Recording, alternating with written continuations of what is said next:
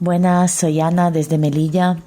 Esta semana nos hemos encontrado con un joven de Mauritania que ha solicitado asilo, pero no le han dejado acceder a Plaza de Toros, que es el albergue temporal para personas en situación de calle, y tampoco en el CETI. A pesar de haberlo acompañado a policía y a pesar de que está pidiendo protección internacional, está durmiendo en la calle. Se está claramente vulnerando sus derechos que como solicitante de asilo tiene, de que se le cubran sus necesidades más básicas como la vivienda. Este jueves también es el Día Mundial de la Discapacidad y queremos denunciar la situación de muchísimos jóvenes que aunque tengan necesidades especiales no se les protege y siguen estando desamparados. Acompañamos a un chaval, por ejemplo, que después de una paliza por parte de la policía haciendo risky, le rompieron las gafas. Un joven que tiene unas 9 dioptrías, que si no fuera migrante y tuviera algún derecho, podría hasta pedir el certificado de discapacidad, pero que aquí en Melilla, España, no puede acceder a la sanidad básica, a pesar de haberlo intentado. Así pues, el joven está sin gafas y con una visión muy reducida, hasta que lleguen las que hemos conseguido, y tiene que ir siempre acompañado de un compañero, por su propia seguridad. También conocemos a otro joven que es sordomudo, y a pesar de haber estado en el Centro de Menores La Purísima casi un año tutelado por la ciudad autónoma, a los 18 años se quedó en la calle, sin su documentación tramitada. Un chico sin padres en su país de origen, huérfano, y con graves problemas de comunicación, a pesar de su gran inteligencia y constancia en aprender el lenguaje de signos y en hacerse entender. Ahora, que está alojado en Plaza de Toros, un abogado de la ciudad le ha pedido 1.000 euros para intentar arreglarle los papeles, sin asegurarle que lo conseguiría. 1.000 euros que efectivamente no tiene, y que con el tiempo, a pesar de su vulnerabilidad, puede ser que lo expulsen del país por estar indocumentado. Conocemos también a otro joven menor de edad que está en el centro de menores Gota de Leche, que también es sordomudo, un joven que no sabe leer ni escribir y que tampoco domina el lenguaje de signos, que no le están ofreciendo un buen acompañamiento ni le han buscado un buen recurso donde pueda aprender a comunicarse.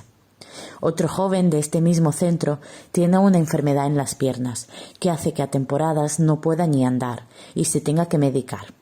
En 2 meses cumplirá la mayoría de edad y de momento tampoco tiene la documentación tramitada, a pesar de haber estado tutelado casi 2 años, y ni un recurso específico que lo acoja. Así que seguramente, como los demás, se quedará en la calle, sin acceso a sanidad ni a un seguimiento y tratamiento por su enfermedad.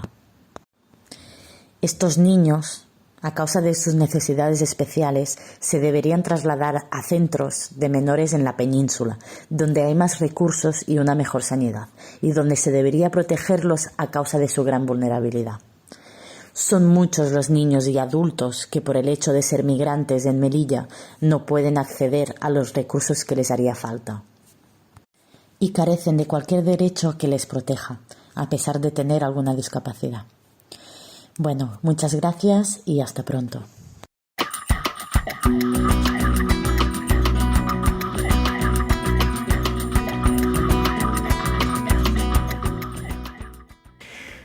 Hola a todos y todas, me llamo Matilda y os hablo desde Patras, en Grecia.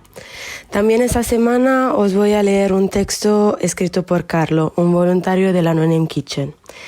Aquí en Patras ha pasado una semana más de lockdown general, que según las últimas noticias de las autoridades nacionales será alargado hasta el 7 de diciembre. Nuestras actividades prosiguen, sin embargo, regularmente. Y si bien el efecto de las nuevas medidas restrictivas sea el aislamiento individual y social, hemos encontrado una notable solidaridad por parte de la población local.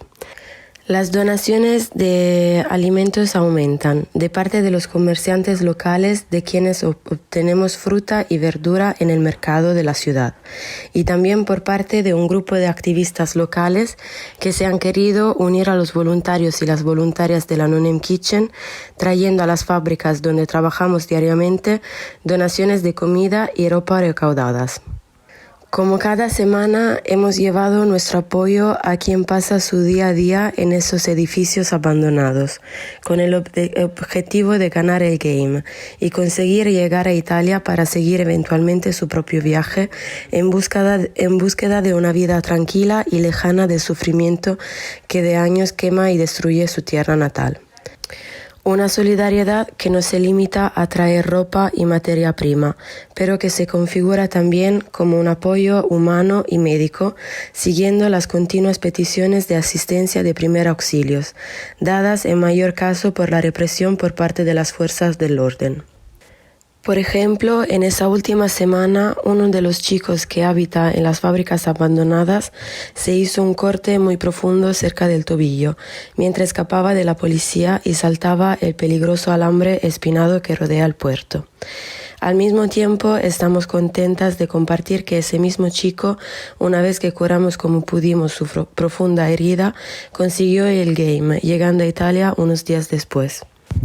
Son estas las bellas noticias que, junto con nuestra determinación y la continua solidaridad local e internacional, nos dan fuerza para seguir llevando adelante, día a día, nuestra actividad aquí en Patras. Muchas gracias por escucharnos y hasta la próxima semana. Un abrazo.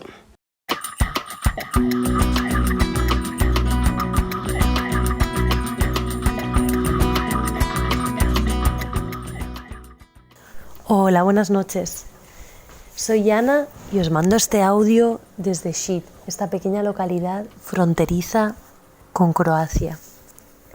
Ya os dije la semana pasada que la situación aquí con las autoridades no era del todo fluida, ¿no? Especialmente con las personas migrantes.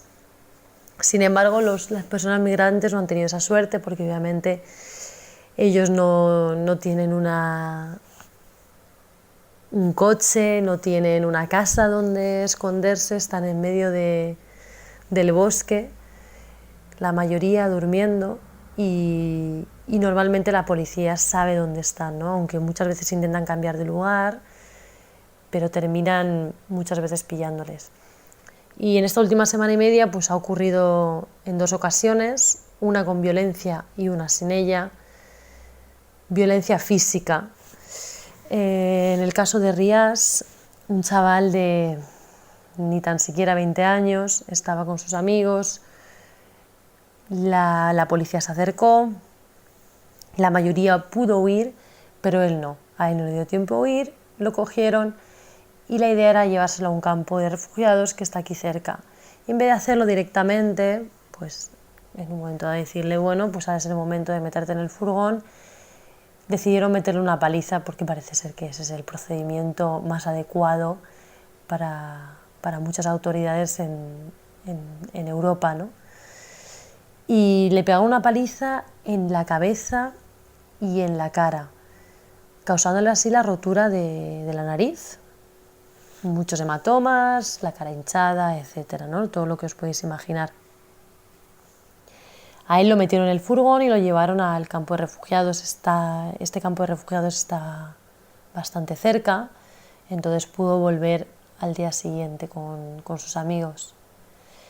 En el otro caso, en la otra historia, con las autoridades, se acercaron a otra parte, a otra localización donde también distribuimos, en medio del bosque. Estaban allí y muchos pudieron huir. Arrestaron a 11, en este caso no hubo violencia física.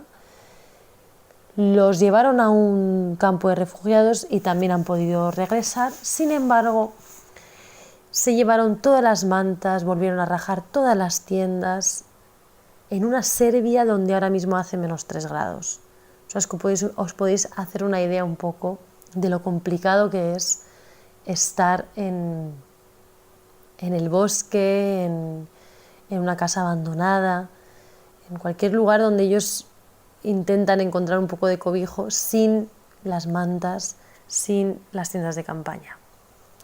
Afortunadamente, Médicos Sin Fronteras nos hizo una donación hace unos días de muchas mantas, tiendas de campaña, sacos de dormir, y en cuanto la recibimos fuimos ese mismo día a repartirla a todos los chavales, especialmente a los chavales que se habían quedado sin este bien tan necesario justo el día anterior. Como os puedo contar también un poco de algo un poquito más esperanzador. La semana pasada os comenté que seguramente íbamos a empezar a colaborar con la comunidad a través de este cura evangelista, y esta semana ya hemos comenzado y hemos repartido comida a 5 familias diferentes, 5 familias de Shit que realmente lo necesitan y estaban muy agradecidas, estuvieron muy agradecidas cuando le dimos la comida el martes pasado.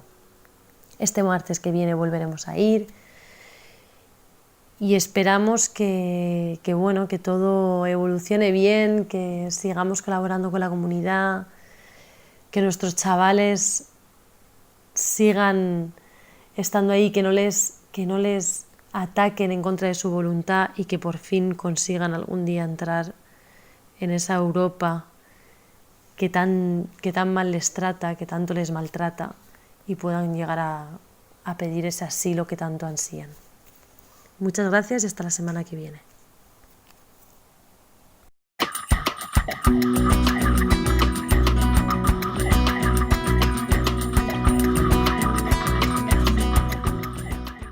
Buenos días desde Velika Kladuša, en Bosnia-Herzegovina. Yo soy Joan Giral, miembro de la No Name Kitchen aquí sobre terreno.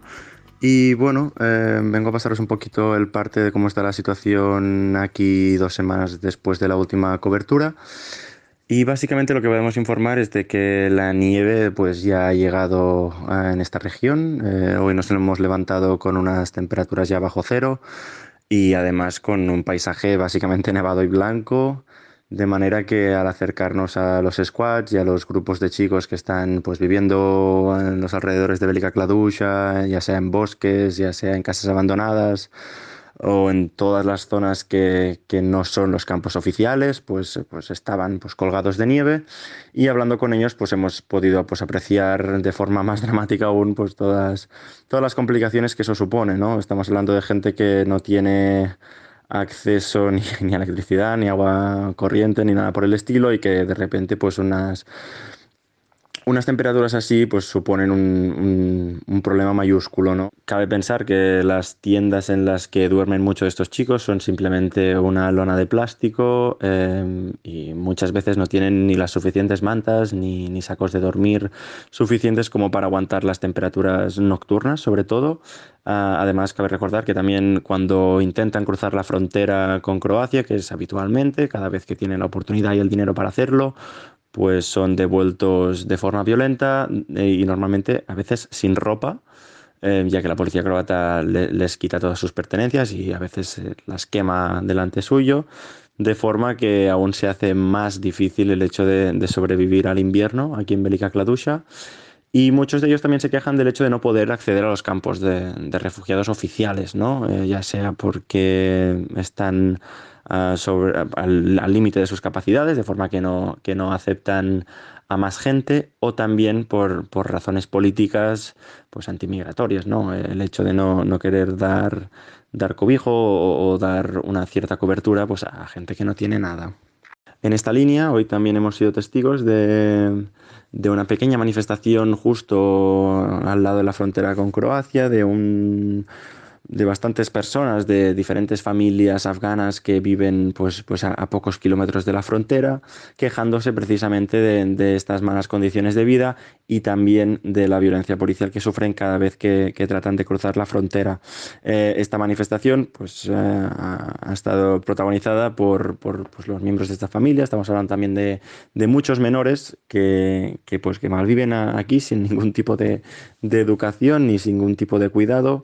Es cierto que hay diversas organizaciones que están intentando pues, forzar a estas familias a ir a los campos de refugiados, pero es que muchas de ellas directamente no quieren, porque hablan de malas experiencias en países pues, anteriores en su ruta, como puede ser Grecia, también por las faltas de de perspectivas de futuro que han experimentado, ¿no? Estando en un campo, dicen que no es una vida digna, ni mucho menos, y que prefieren pues tener al menos esa libertad de poder seguir haciendo su vida con una cierta, pues eso, libertad, es que no hay más. El problema es eso, ¿no? Que eso pasa por estar en casas abandonadas. Pero, o sea, para que entendamos un poco la situación, ¿hasta qué punto puede ser preferible vivir en una casa abandonada con temperaturas bajo cero y con nieve alrededor, con hijos, con familias numerosas, antes que ir a un campo, ¿no? O sea, si esta es su decisión, será por algo y creo que es un buen retrato de cómo está pues, el panorama aquí sobre terreno. Y por último, pues también ahora estamos un poco a la expectativa de cómo se va a desarrollar el hecho de hacer el game, es decir, de intentar llegar a Italia pues andando o ya sea vía taxi, que le llaman, a través de un smuggler, es decir, pagando pues entre 2.000 y 6.000 euros a veces para hacer un trayecto. Más que nada porque con la llegada del invierno, sobre todo los chicos o familias que lo van a intentar andando, pues va a ser una situación crítica, porque estamos hablando ya no solo de estar en Velika Kladuša, sino en muchos casos de recorrer bosques y montañas con unas temperaturas aún más adversas. Y muchos chicos también nos comentan el hecho de que no lo ven claro porque la nieve deja huellas. Entonces, si tú estás andando precisamente intentando esconderte un poquito de la policía y de la gente local para no ser capturado, pues la nieve pues es un enemigo en este sentido, juega en contra tuya, y entonces vamos a ver un poco cómo se desarrolla pues el hecho o el número de gente que va a intentar dar este paso de cruzar la frontera. También sabemos que mucha gente últimamente se ha ido a Sarajevo, como ya comentamos hace unas semanas, también direcciona a Serbia precisamente para encontrar campos de refugiados que puedan aceptarlos y donde las condiciones sean mejores que la intemperie, ¿no? Por eso muchos chicos también han abandonado la zona. Es verdad que todos los campos de refugiados que tenemos localizados, no oficiales, que tenemos pues controlados por aquí en Velika Kladuša, han disminuido su número de habitantes, más que nada por eso, porque las condiciones cada vez son más adversas.